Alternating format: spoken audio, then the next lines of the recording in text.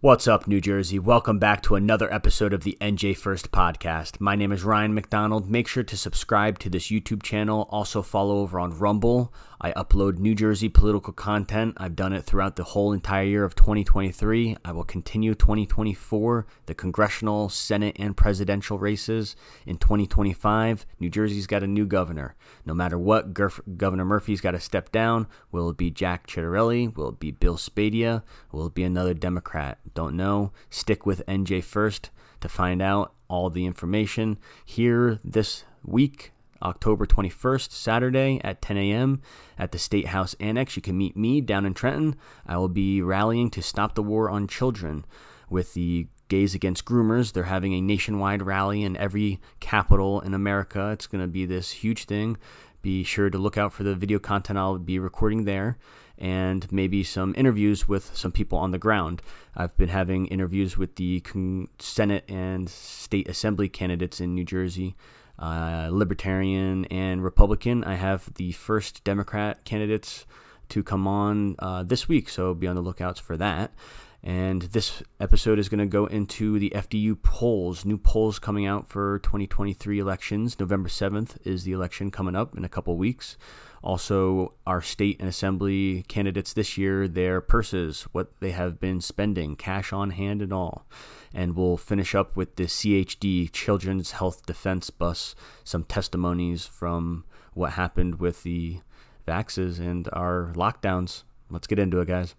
Here we have Fairleigh Dickinson University's poll. Parental control arguments hit Democrats hard in New Jersey legislative races. Overall, 37% of New Jersey residents say they'll vote for a Democrat. 29% will vote for a Republican, and the remainder, 27%, are unsure. So independents, 27%. But asking about the parental control issue changes these figures substantially.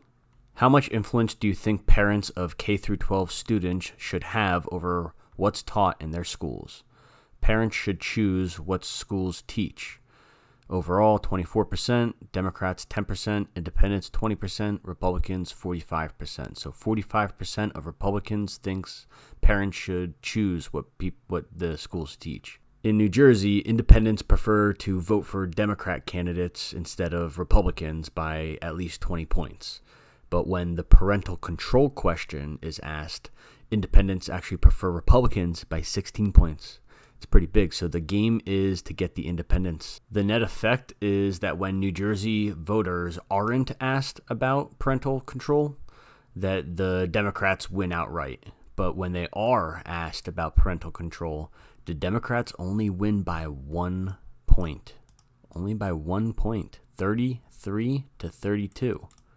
Interesting data coming out from FDU polls, giving some light at the end of the tunnel, perhaps, or the turning of the tide against the Democrats. So here, New Jersey Education Report, it's actually Fred Snowflake, a columnist from Insider NJ. He actually writes how top 2 NJ Democrats dive into school battles on gender identity on the right. So he's saying that Democrats are attacking an issue from the right.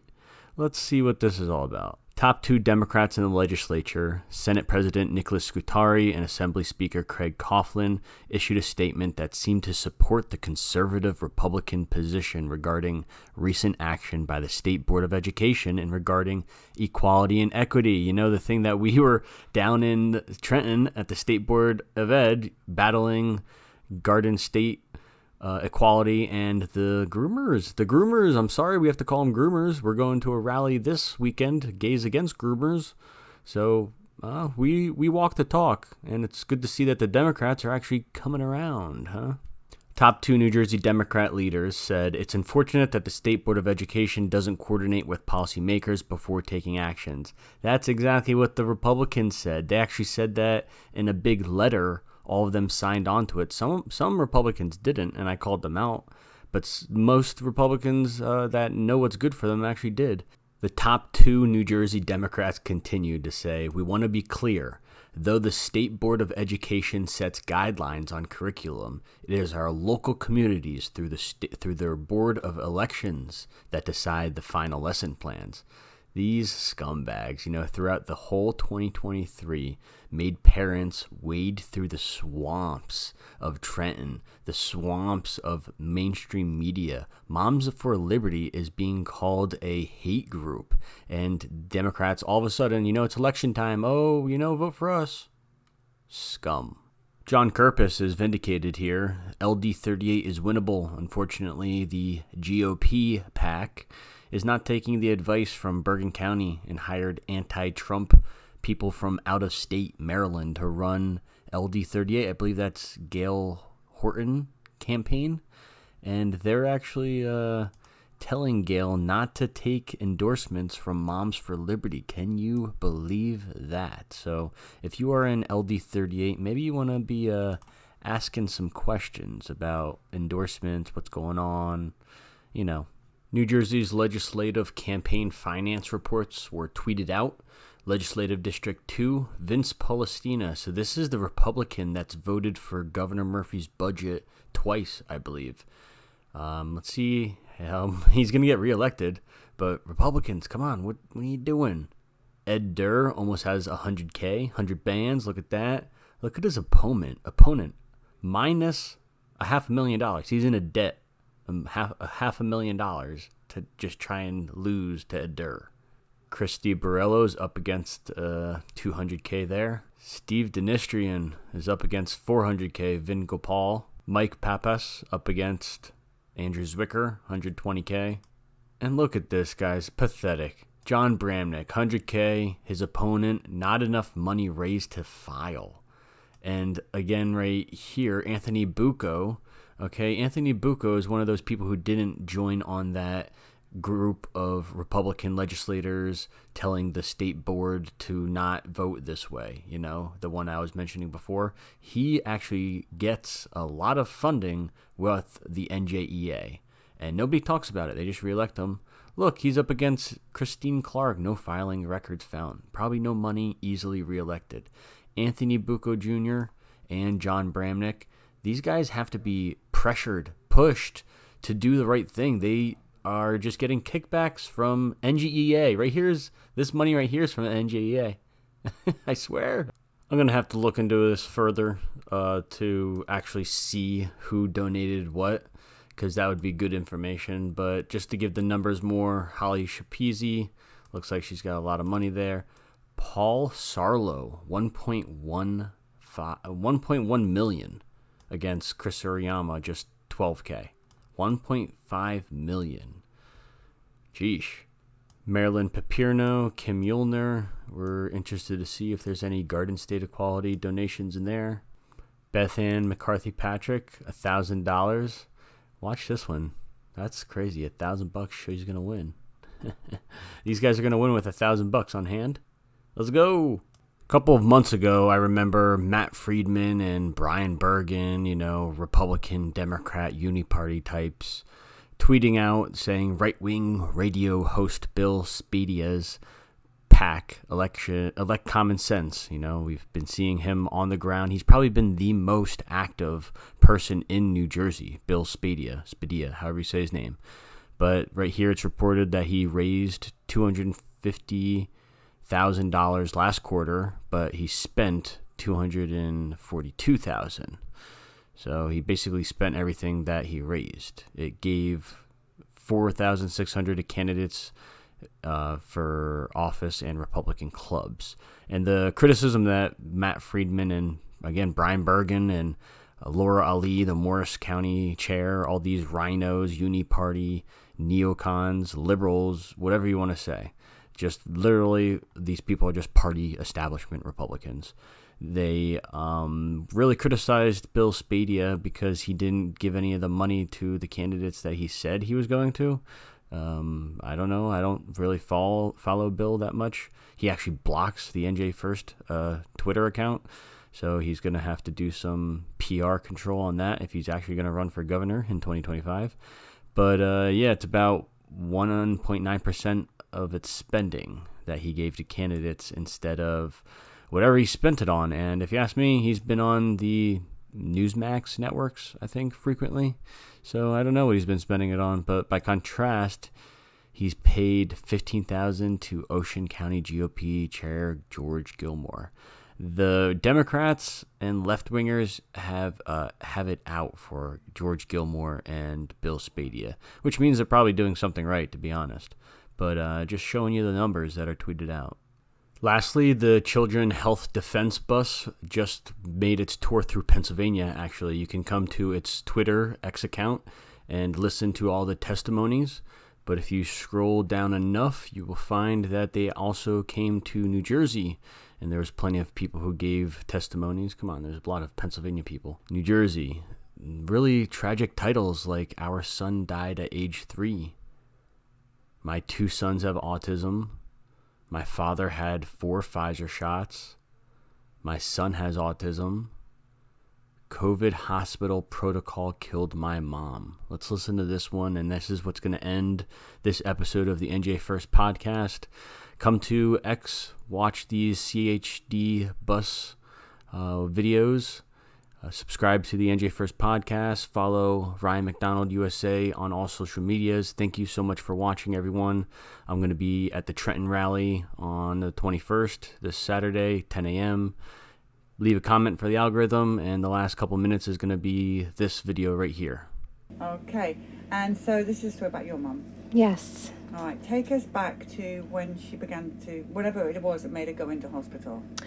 She wasn't feeling well. She was, experiencing some respiratory distress. She felt like flu-like symptoms. It was around the holidays, like Christmas Eve. And it was going on for several days. So got to the point where she felt that she wanted to go to the hospital, and she was getting a lot of pressure from friends and family to go. She was pretty much in an anxious loop and a lot of fear about her symptoms. Wasn't sleeping. Did she have one of those things on her? Yes. Yes, everyone yes. starts with that. Her doctor recommended that she use one of those to monitor her oxygen. And every time she looked at that number and it went up a tick, her anxiety went through the roof. Yeah. I'm sorry, down. So at this point, she's in anxiety panic attack mode because of what she's hearing from her friends and that thing on her finger. But she's not, oh my gosh, I'm going to die. She's not going to die.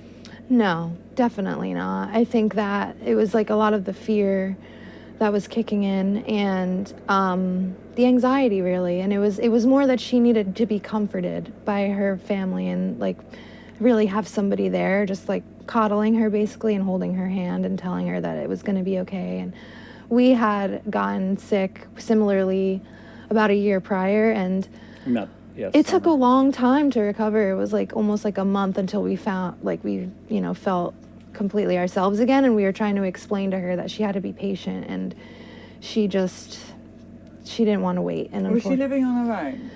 I was staying with her for a few weeks, so I was like living with her, but it was like a new thing. So she was on her own prior to that, but I was there while she was sick. We were together for that holiday, basically for Christmas, for those 4 or 5 days when she was. Yeah, like even when she went to the hospital, we were all together there.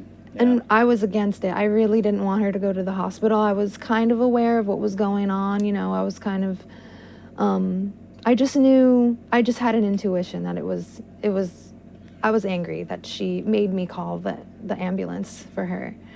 And because she had actually already gone to the hospital through an ambulance, and they sent her home with like some antibiotics and an inhaler, and she wanted to go back to the hospital, and I was like, no, like, don't go. It's like, and then, Had your mom had the COVID vaccine? No, she was unvaccinated, and she was pretty passionately against it, So that, they made it clear that on her chart, though, that it was in capital letters every time on every single page of her chart, unvaccinated.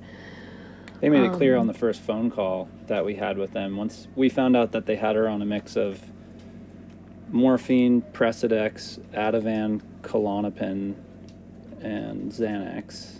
And once the nurse starts talking to Deanna, because Deanna's asking her, what is she on? And eventually we get to that list of drugs. Why are you asking me this? Do you want your mom to die? She asked what your job was. Mm-hmm. She asked. She was just extremely rude to us on that first phone call. She said, "Are you vaccinated?" Yeah, she asked me if I was vaccinated. She was like, "Are you vaccinated? Because I know your mom's not." And she's breathing her COVID breath all over me. Yeah, word this was on for word. speakerphone. We heard it come out of the phone. We were like, I started recording as soon as that happened. Yeah. Have you got that on recording? I have post that After of her that, going, 'cause "Do you want after your that mom I to die?" said- and all that. Yeah. I said, you better record this conversation because this is not normal. Nobody should be treated like this. No one should be talked to this by a healthcare worker. And, but prior to that, I mean, the first week in the hospital or so, it seemed like she was doing better. And then, like, I feel after she got the remdesivir She was on and 10, she was day on 10 morphine, by then, then we started hearing less and less from her through texts, through phone calls. Like, she was just being less and less responsive. Her texts weren't making sense. She was like misspelling words, not making sense. And it was later that we found out she was on morphine and all those other sedatives at the same time. Yeah, that was in one day, all those sedatives. Yeah. Which is also, it can cause pneumonia if you have too many benzos and sedatives in your body. Not saying that is what, she had, I think, pneumonia or developed. Even that, though, the first conversations, does she have pneumonia? No, that wasn't in her labs or in her charts. Yeah. No. Oh, yes, she has it now. Yeah. She only got worse once she was in there, basically. And then we didn't know that she was going to be trapped in there. We didn't know that we weren't going to be able to get her out, essentially. She was stuck in there for 28 days. We were trying every day. So when was the whole last time you spoke to your mum? It was the last time we saw her was the first day that she was in the ICU, because we were able to FaceTime, which I didn't know that we even had that option. But it was when she was being transferred from like the regular room into the ICU, and it was then that I saw how sedated she was. She sounded drunk. She was like, and she was begging for water. They hadn't given her water all day or food. She was like, water, I need water. She kept repeating that, and they refused to give it to her because she was going to aspirate. That was their reasoning. But then finally, after maybe like 30 minutes of our phone call, one of the nurses, and I saw on camera, gave her water through a straw. She drank it down fine, like she was like she had never drank it in her life. And then she's like, I want more. She kept telling me. And then another nurse walked in. I said, can you please give my mom some more water? She's like, we're not giving water. I was like, I just saw somebody do it. And that nurse left. She was like, no, that didn't happen. That didn't happen. We're not giving anything by mouth. And then I was like, I just saw it with my own eyes. And then she just kind of walked away and was like yelling at her staff because they gave my mom water. And so my mom, and she kept asking for Jell-O. She was like, I'm hungry, I haven't eaten, Jell-O, I want Jell-O. And, she was in such a sedated state that, it was like I couldn't even recognize her, really. Her labs I was very concerned. Like no nutrition for the first 4 days she was in there. It's like torture, isn't it? Yeah. Totally. Yeah, and when I saw the way that she was being treated, she was like, I want to go home. She kept saying that to me on the FaceTime, I want to go home. I'm like, we're going to get you out of there. Just hold on for one more day, please. But, when our correspondence with the hospital and the staff, they just, put so much fear in our hearts that, if we get her out, she's not going to make it past the elevator. She'll die. And so, we've since heard other stories where people were able to get their loved ones out. And, it wasn't easy, but I live with that every day, just wondering, what if we really went through with it? But anyway, the last time I talked to her, I just told her to hang in there. And that night, I got a phone call in the middle of the night from the hospital saying that she had coded. So now I was allowed to go to the hospital and see her because she was in risk of death. So they won't let you in until they're near death, right? So I went there and I saw her condition and I squeezed her hand. First of all, I got yelled at for going in the room without a mask and without gloves and everything, because I just ran in and I saw her and I wanted to just see her and hold her hand. And she had the BiPAP on. She had the BiPAP on, and that was making her extremely anxious too, I think. Going back is just, the anxiety, I think, mixed with being in that environment and having the entire kind of hospital staff screaming at you from behind masks, you know, all day, and the beeping machines and the lack of advocacy from your family and just human touch, I think contributed to just, you know, her demise. But after that, after I saw how she was, I felt that I had no choice but to ventilate her after they had been pushing that pretty much the whole time. Yeah, right And away. we they were wanted her against to it, sign and off she on was it. against it. But once I saw that, you know, this was the only way, I just felt, you know, it had to happen. So they ventilated her. Talk about the guy. And that who was the came in last time room. I talked to her, or saw her in person until she passed. The ventilator party guy. Oh, yeah, I don't know if you want the whole timeline, but, you know, when it came time, it just became very clear, like, after she was ventilated, that things just kept declining. She got sepsis, she had bladder infections, high fevers, all kinds of things. It just seemed that they weren't taking care of her, you know. They kind of, after a certain amount of weeks, they just shuffle you to the end of the hall, and you're not, like, you know, at the top of the list of things that they have to deal with. So she kind of got, I feel, forgotten. And when I'm sorry, this was when she first got ventilated. As they were doing it, they said, I was like in the hospital room with my mom waiting for her to get ventilated, and these two nurses walk in with the ventilator, and they say, I don't think they knew that I was in the room, but they say, it's time for another ventilator party. And I'm like, I just couldn't believe what I was hearing. It's just like I just feel that they are so numb and soulless. Like, at this point, it's just another day for them. And it just felt like they didn't see my mom as like a person. It was just, yeah, it was almost like a joke. They were laughing about it before they did it. And then they asked me to leave the room, and then they got on with what they had to do. But I was forced to just kind of sit there. You know, I was in shock and silent. Now I wish I had said so many things, but it's all in hindsight. So you know a lot of people in this area who have been through similar stories. Seems like there's a whole group of you who've heard a lot of these stories today. I wonder if you can help me out on one thing. So since we've been on this road around 5-6 weeks, I don't even know. We've had a lot of these stories in different states. You're all saying the same thing. But so far we haven't found anyone that's vaccinated that was killed in hospital. We had one just a minute ago that was vaccinated but then removed from the hospital and put into nursing care because there's no money in. They want the unvaccinated, right? Have you met anyone who is vaccinated with a COVID shot? We all know what the word vaccine means before you all start writing in.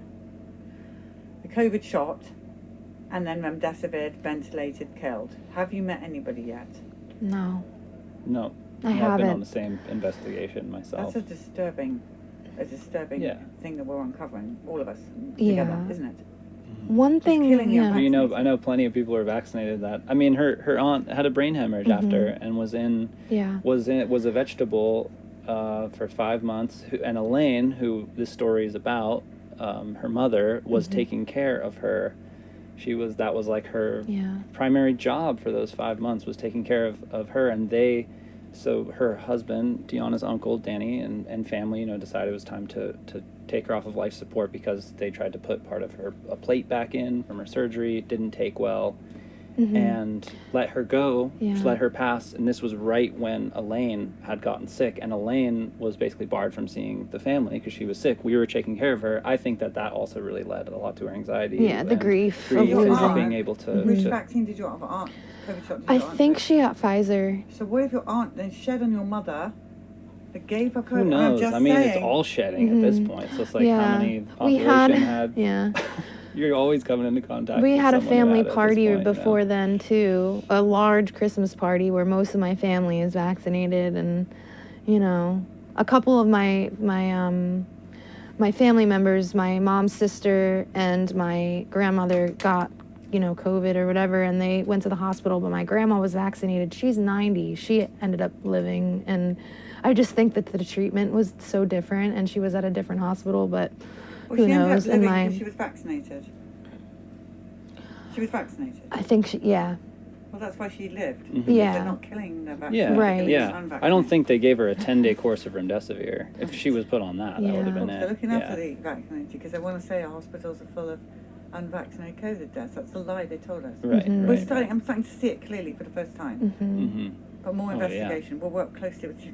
I know, yeah. I mean, we did hear one story, I think, of, I forget who was, Joanna, and that we interviewed, that her husband passed in the hospital from the protocols, but I know that the person in the bed next to him was vaccinated and they passed, but I'm not sure if they were getting the same treatment, you know. And then we also had a nurse that came on that said, unless you were up to date on your COVID shots, you are classed as unvaccinated. So Right, there's that right, as well. right. That's true. Under-vaccinated, We'll get to, I we think will they get call to the it. bottom of this. Yeah. Yeah. So going back to your mum then, you're going to give us a picture of her so we can put it in here.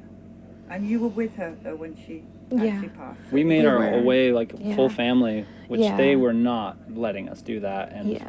It became clear wouldn't that happen. things weren't getting better, but I felt that they weren't being honest with us. It was just, they were just stringing us along. Like, well, we're just watching and waiting. That's what they call it, watchful waiting. They don't tell you that, like, there's no hope. So basically, you know, it came to a point where I was like, I need to go and see her. Like, it's been long enough. And she was at the end of her rope enough where they let me in to see her, and she looked awful. Like, I couldn't even recognize her. She was in the prone position, like laying on her belly, just totally inflamed. She looked embalmed, like retaining so much water.